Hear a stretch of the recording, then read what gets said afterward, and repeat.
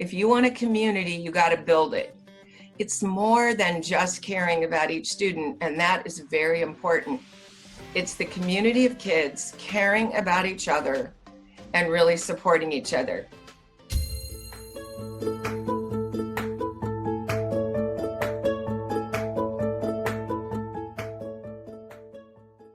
Mike Seymour here from the Heritage Institute. We're offering professional development courses for teachers. We're here today to talk to Brenda McKinney, one of our long-standing instructors, about how to deal with oppositional and other challenging students. Brenda, what would you like to talk to us about today? Oh, Mike, thanks for asking. This is a topic that's just so important.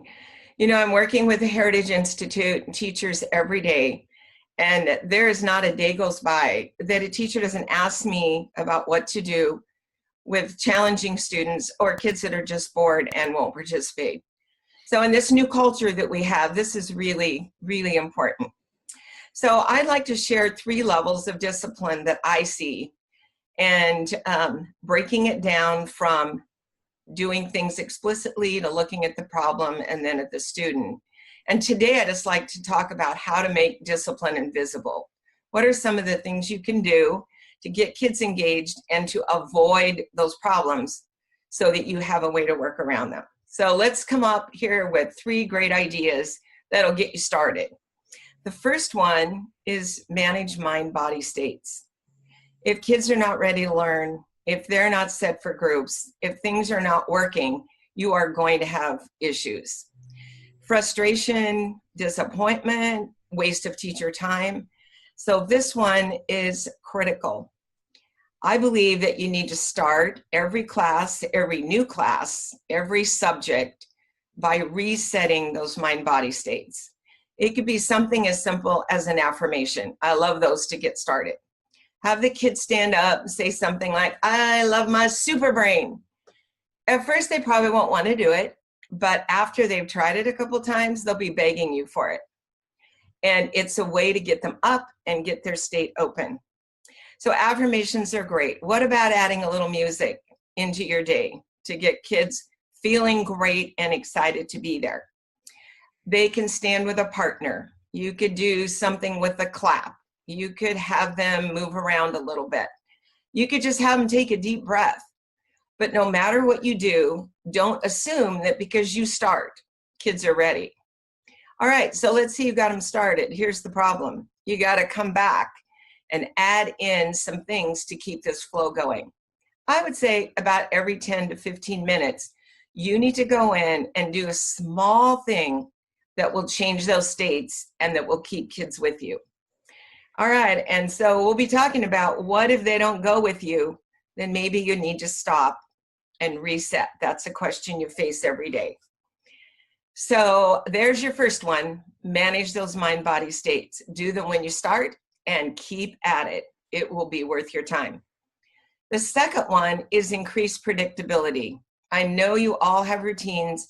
I know you look at this every day. Here's how you know if everything's working.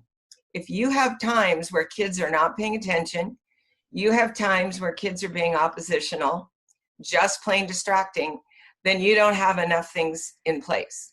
Add in rituals. Rituals. A ritual before they go to a group. A ritual before they go to lunch. Again, you can add some of those ideas from the first one that I gave you. Have an agenda posted. Make sure kids know what's going on and what's going to take place. Work on how you give directions. Really work on how you give directions. Way less words. Show it and say it and let them and demonstrate it and let the kids try it and make sure they're all listening to you. Here's another one under predictability. How about getting rid of your voice? Use it only when you're teaching. Add a train whistle that means now. Use a gong to start the class. It could be a singing bowl to start vocabulary. So go out there and find some ways to move kids around and give directions without your voice. And guess what? When you do talk, they're going to be listening to you more. Ooh, that's a favorite one, increasing predictability. But I have one more for you that's really important to me. Relationships build the classroom. If you want a community, you got to build it. It's more than just caring about each student, and that is very important. It's the community of kids caring about each other and really supporting each other. So how do you do that?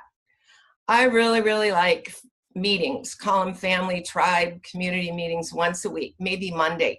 Tell stories. Tell your own stories about struggle, things that are funny. Maybe the kids will want to share, but maybe not.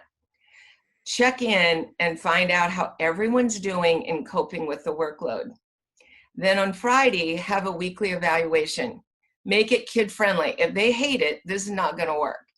This is something where they tell what they're proud of for the week, and they're letting you know how they're doing, and they're letting you know if they feel supported by you. That is so important.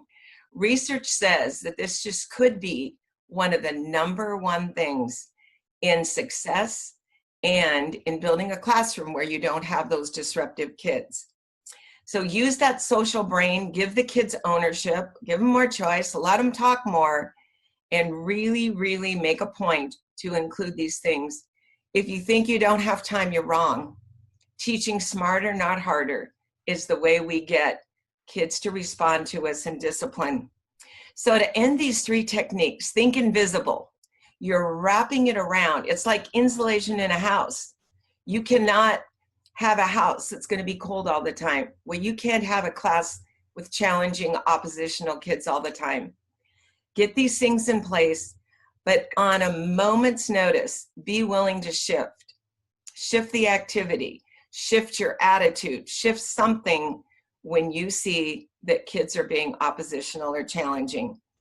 So your mindset might just be the most important part of all of this, and in building that environment where you really don't have many of these problems. So I know you're excited to hear what's next, and I have 2 more levels to talk about with you. I hope you've loved this, because I promise I was there. It'll make a difference.